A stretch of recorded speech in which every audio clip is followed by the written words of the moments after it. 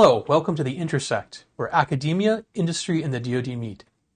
Today I'm joined by my colleague, Hasan Yasar, who is a technical director in the Software Solutions Division of the Software Engineering Institute and adjunct faculty here at CMU. Welcome, Hasan. Oh, thanks having me, Matt. I'm really happy to be here and have a great conversation with you.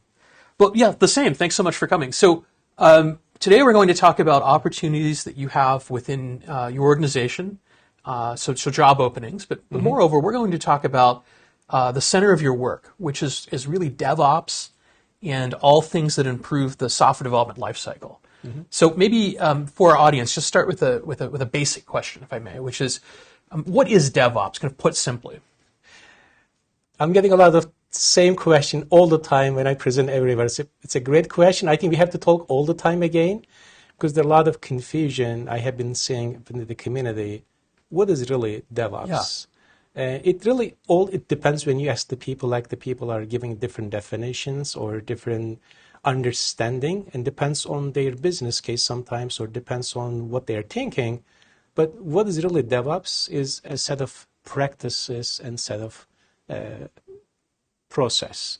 So it is the combination of a set of, when I say set of practices, like a continuous integration, continuous delivery. When I say set of process, it's a typical software development delivery process. Then with the collaboration of all stakeholders. It is not just the DevOps only.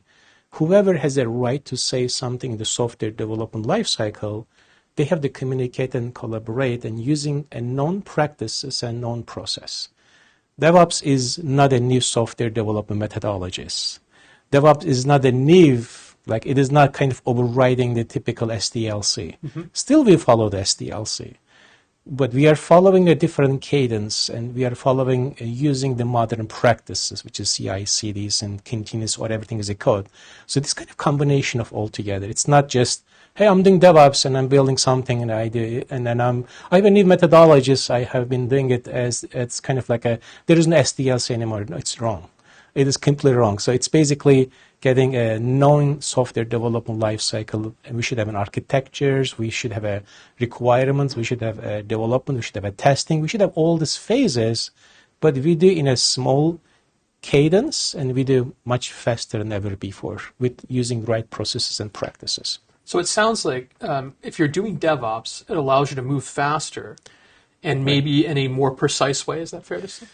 That is true, but also depends on some other ability. Maybe I can start from the little bit background as well. So how it is started. Where did it come from? That'd be great to know. Yeah, yeah, how it is started. Yeah. Actually, my journey, my history, I'll tell you how I started with SCI. Then it's really very parallel how the DevOps started. I looked at one of the speaker I was looking for, what's the timeline? It's perfectly matching what I'm started at SCI. So a little bit background, how it is really started, and then as you know, that Agile process started in 2009-ish. People were really struggling as to how can I implement a kind of Agile mindset and using Agile techniques like Scrum or other techniques. So we kind of did very well in the development centric, like how are we getting requirements, how are we creating MVP and all these things.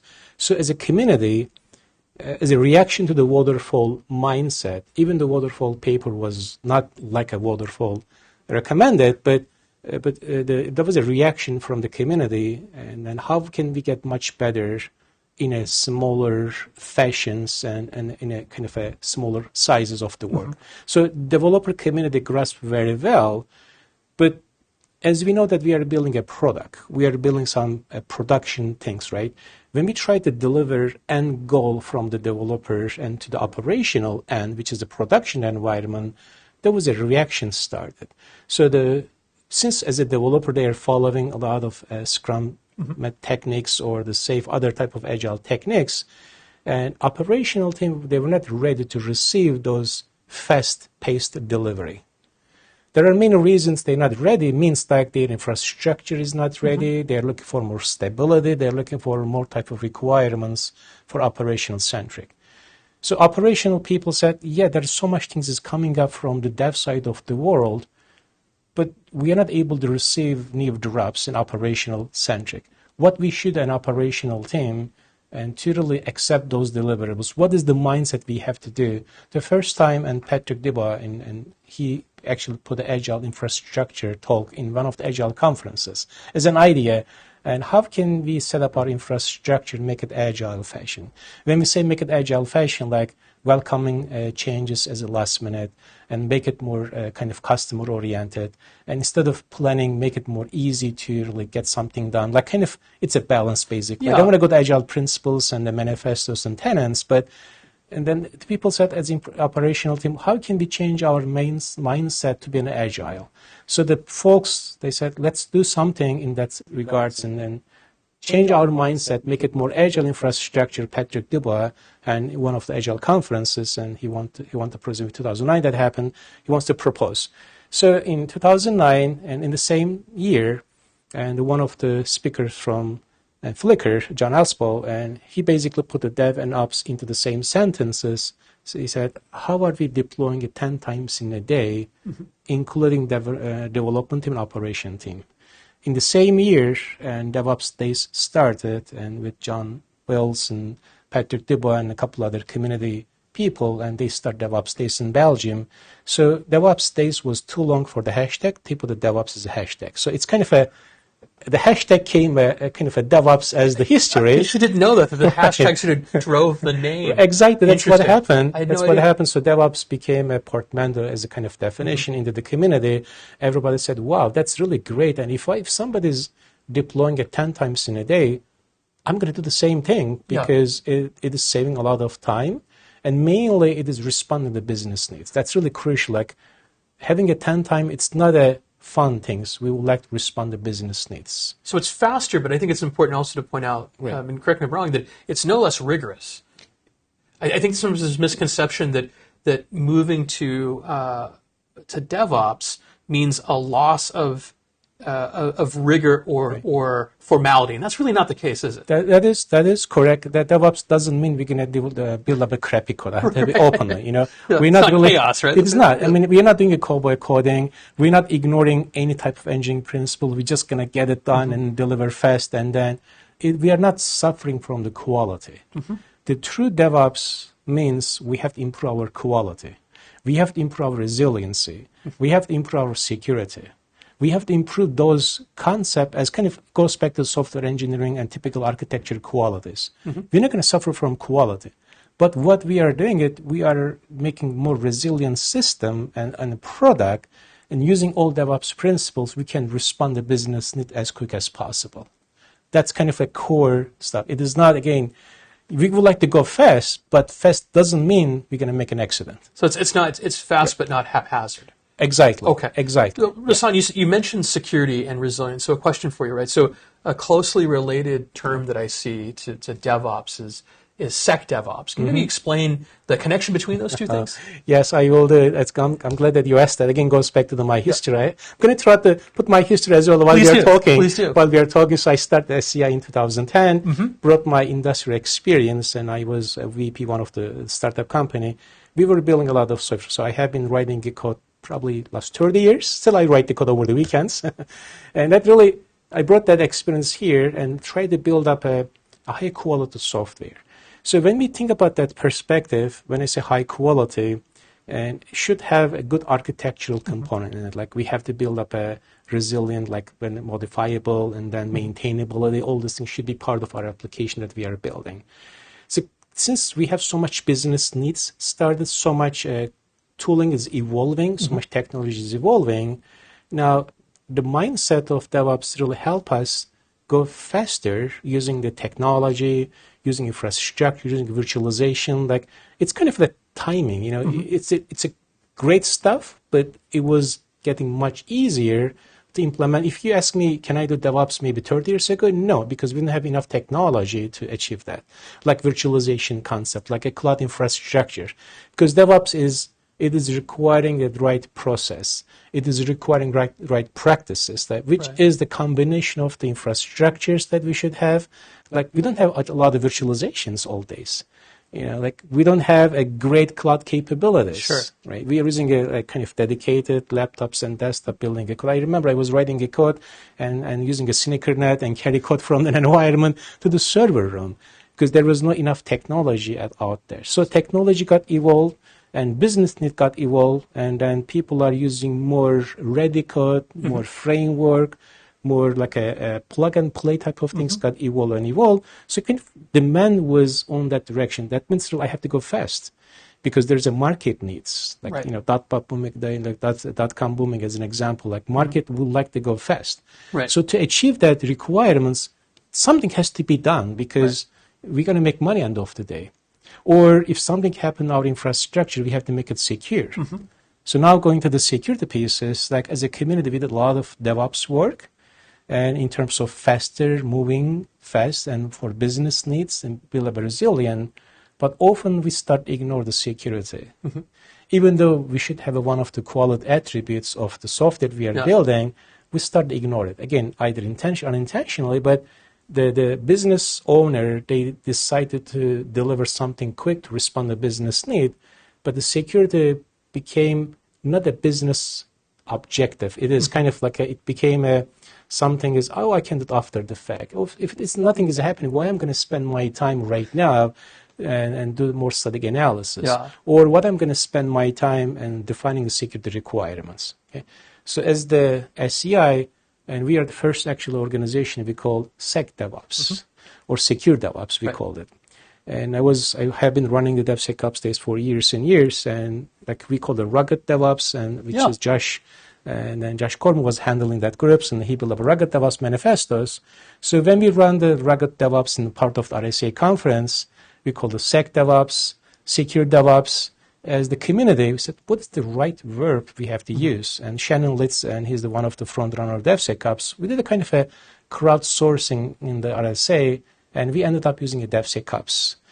It doesn't mean we're going to put in the middle as a sec. It's more about should be everywhere in the lifecycle. Like that's kind of a community term we use as a DevSecOps now. Again, it doesn't mean we have to put in the middle as the part of continuous integration. We have to extend the security throughout the lifecycle. Yeah, sorry, I was going to mention that here at the SCI, we focus on three main areas, right? So cybersecurity, software and software engineering, and then AI. And I think this is an example where we're really kind of crossing those boundaries, right, in a really healthy way, that software engineering and cybersecurity are meeting in this way where one doesn't slow down the other, nor does it endanger the organization because you're taking on. So I think I'm kind of building on your theme, Hasan, because I joined the organization around the same time that you did, and I think it's interesting to see this convergence where these things are coming together conceptually in a really interesting way. This convergence to me is really interesting. So if I have a question for you, so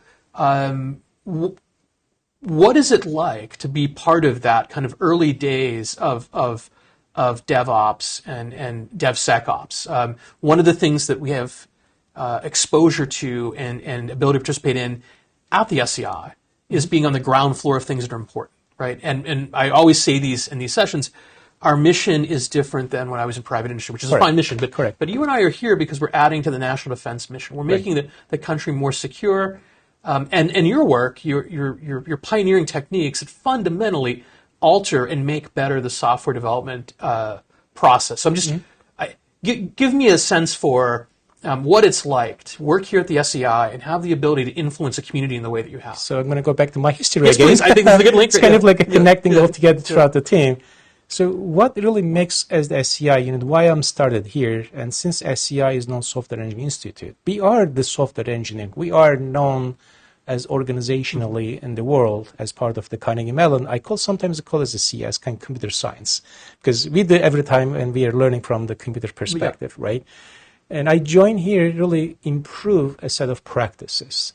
Like software engineering or software is becoming everywhere right now. The code isn't everywhere. It's the Mark Andreessen quote, right? Right, it's just everywhere. Like software, it's the world right now, right?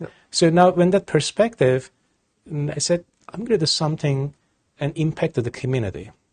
And impact the community means like, yes, when we go any project, I work for many projects from medical industry, think about like a OCR, many things I have done. And even though I'm actually like my background flight simulators, my first job. Interesting. Yeah, my first job was actually writing a simulator code for F-16. Okay.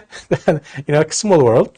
And then when I did that type of work, and when you do that type of project, you are focusing on the project's success.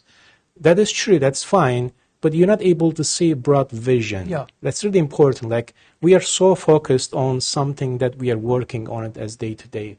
Make sure that we're going to fix one of the features or debugging or writing, and you stuck with the technology, like maybe C code, maybe C++, maybe whatever technology was direct from the project.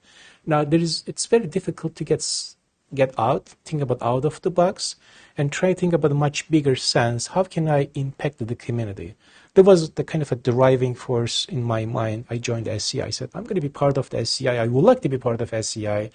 Since it's a non-engineering institute, really, I would like to create impactful work, how things is really evolving in the modern world that we have been seeing it. And how can we do, as an SCI, help the community as well as help the Department of Defense to connect the dots, like, kind of both sides of the house, right? So I joined it, and then since that, and things got much grow, and I start to see needs. And when I start to see needs in terms of like business needs and going fast, as kind of remind me one more time, we are engineering institute. We are doing the software right now as an organization. Now, what are the new techniques, new concept? And then we can kind of help the community. So that's one other reason I started DevOps course at the CMU. It was the first graduate course in 2015. There was no graduate course in the world, by the way. It was the first time. The first time DevOps course was kind of delivered from the CMU. Fantastic. I mean, you don't get that opportunity everywhere, do you? Right? Exactly. This is an opportunity I got from SCI and CMU. This is an opportunity because we're always looking for something new, something we can help to the community, something, and try to think about what is the future problem, what is the tomorrow's problem that try to solve today so we'll be ready. That kind of mindset really help us to grow. When we say the grow, like learning. And also when we say the learning what the community does and do some research and experiment, think about out of the box, looking for many different projects, and then try to offer a solution to the Department of Defense. At the same time, turn back and say, hey, industry or people or community, here is the right way to the DevOps, as an example. And I always say there's a science behind the DevOps. It is not just setting up a basic infrastructure says, I'm going to DevOps. No, there's a science behind it. When we say science behind it, it is requiring some deployment practices, as an example. It is requiring some architecture modularization. It is requiring some infrastructure. It is requiring security as part of the journey. So it's kind of all together as part of our unique things that SCI is offering, or we are helping the community. Right? So, Hasan, clearly this is a special place, and you can do special things here. Right. I wanted to shift gears just slightly. So one of the reasons we're talking today is to let folks know about the opportunities here at the SCI, specifically working in DevOps. Now, you're wearing a shirt, a very clever shirt that says continuous integration, continuous delivery, continuous fun. So I'd like to talk for a minute about that continuous fun that's actually a true story. That's what I put by purposefully here. Continuous fun. I did a kind of a DevSecOps survey, and based on the survey result, people are more happier, like literally 70% more happier than the non-DevOps organization. 70%? Exactly. That was the true statement from the survey. What is really telling me, going back to the little bit engineering thinking again, if something is not working, you're making stressful, right? Right. If you are in a Friday, 6 p.m., I'm sure you have done it already. Of course, maybe. Yeah. Think about the downtime of the server, and then such a stressful moment, and pray it. I hope nothing happens. I run that situation many times. With this concept, we are making happy because I'm not worrying about system is going to be down or not because I have done maybe 100 times already. So it's more predictable. It's more predictable. It's already so because we kind of shifting all the problem from the left side, which is kind of operational side, more into dev. We already address all these problems. For me, delivering something in a production environment, I'm not scaring anymore because it's not so stressful anymore. That makes people happy. Biggest stressful things in my life, I'm going to put something in a production. Is it going to be ready or not? There's no problem anymore, which is the fun part. So that's the fun part. So tell us about the fun of working here at the SCI. So I know you're looking for at least 3 folks. I know there's a reference earlier in our discussion prior to the broadcast to roles that you have in Colorado. Can you maybe speak to the roles you have available Absolutely. here at the SCI? So can a little bit go again for my daily life. Let's do it. Yeah. What makes me to get in the SCI early in the morning? Usually I come like at 6:30ish. I come. It's pretty early. What makes me to come here? It's really I'm looking for I'm going to do something new, something I will explore. Again, either I have to work in a certain project, but being at the SCI, we're going to work many projects. There is no single projects. And then you have an ability to look at the different technology. You have an ability to see different complex systems. You have an ability to see different environments. That's my team is really exploring many tools, many techniques, like from Azure to the AWS or GCP or containerization or Terraform or many things is giving us an ability to explore, which is the fun part. Because one of the things in engineering is that I have been doing for years and years, which is my team does as well, we would like to experiment, learn something. This place is giving people to learn, to grow. Like when we grow and learn, and then we are kind of exploring something cool stuff. Like when I say cool stuff, I'm going to do something today at a Terraform. I'm going to push something to the AWS environment.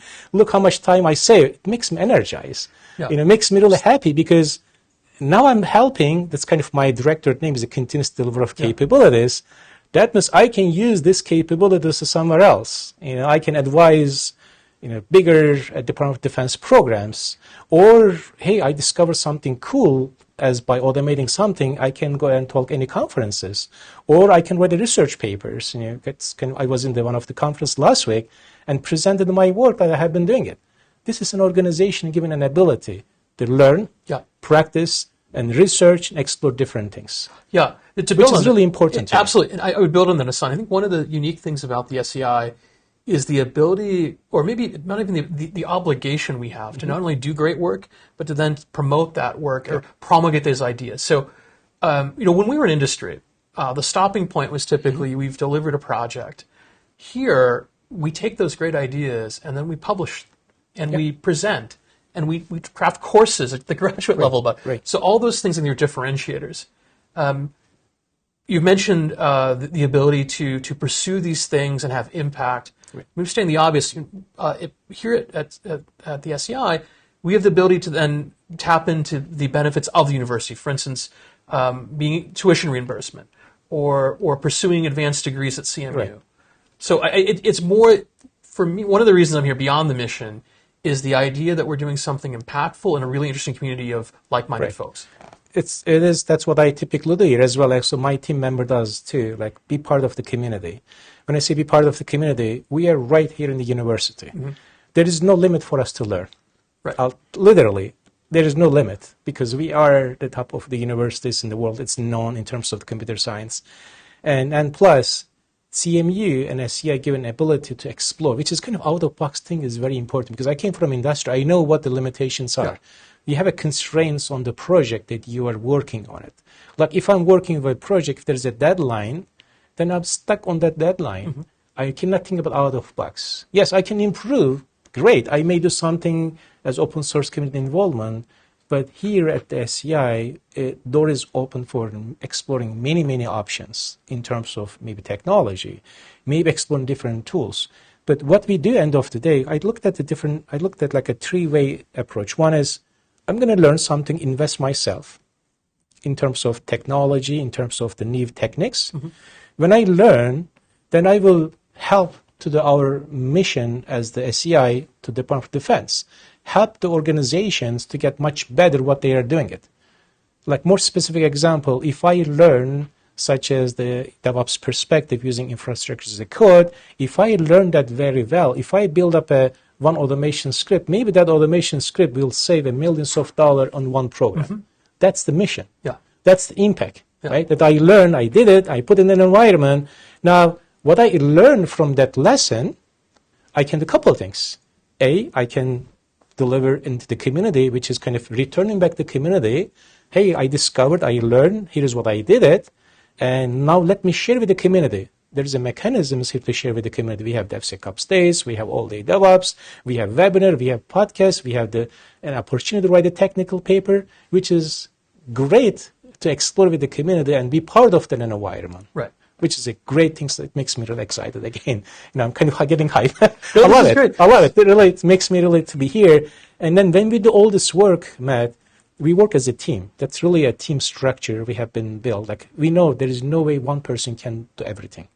Goes back to the main principles of DevOps is collaborations, is sharing, is working as a team together. This is exactly my directorate, my team is built up based on a team. Because as the team, we can do a lot of things. We can do so much good stuff. Individually, you're limited to your capabilities.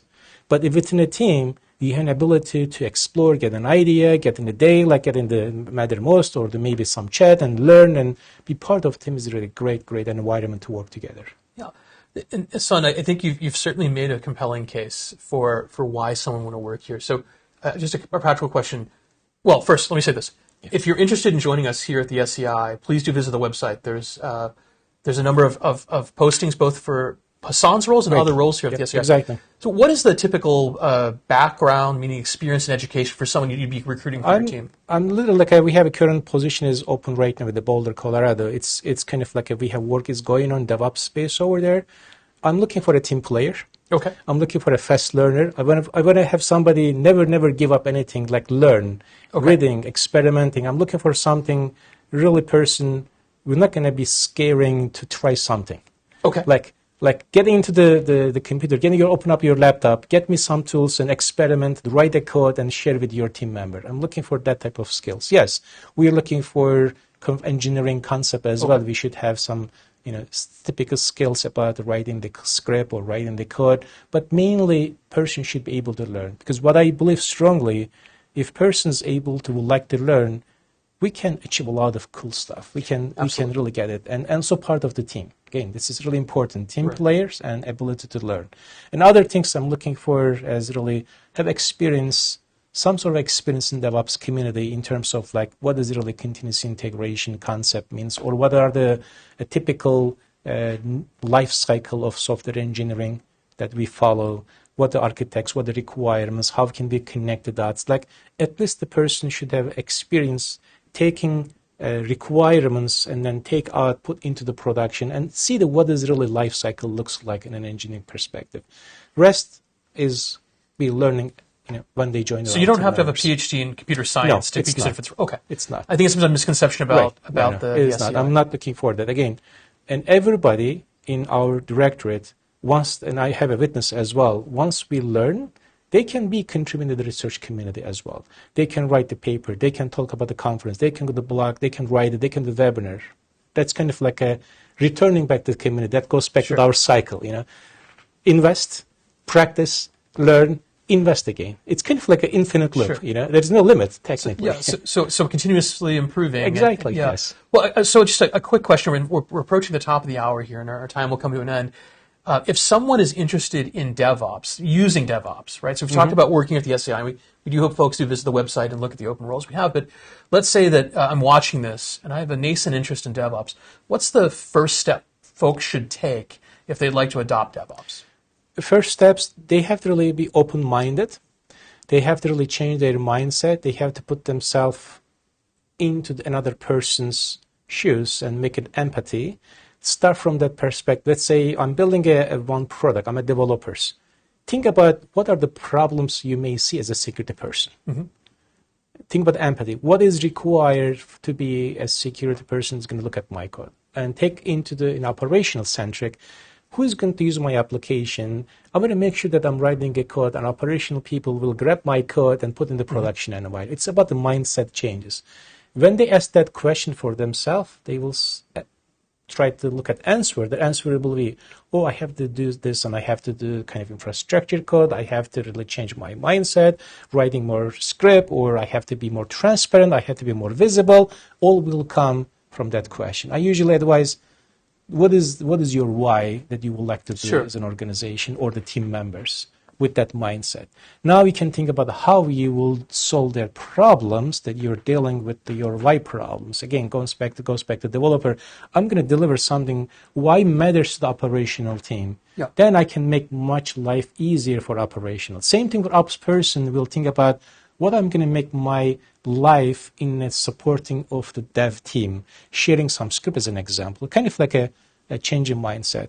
And also I advise that the people really look at the community knowledge we have in SCI. Is a great space to sharing so much information, and we have been doing DevSecOps days and almost every other month, like I think we did 3-4 times in a year. There's a lot of community things that's happening as SCI is hosting. I really advise that the people be part of that community and then open up and ask the questions, and I'm happy to really answer those questions, or anybody can answer from SCI. And these things are free on the website, right? It's free, exactly. It's free, it's available, and joining those type of events is also available to the community, and people can join, people can learn, we can share information. We are trying to really give an ability, let the practitioner meet each other, sharing the information. It makes sense. It's really important. The community building we've talked about. Exactly, yes. Well, Hasan, thank you so much for exploring DevOps and your path to the SCI, and also the roles you have available in your team. And I hope to see everyone again soon on an Intersect. Thanks everyone.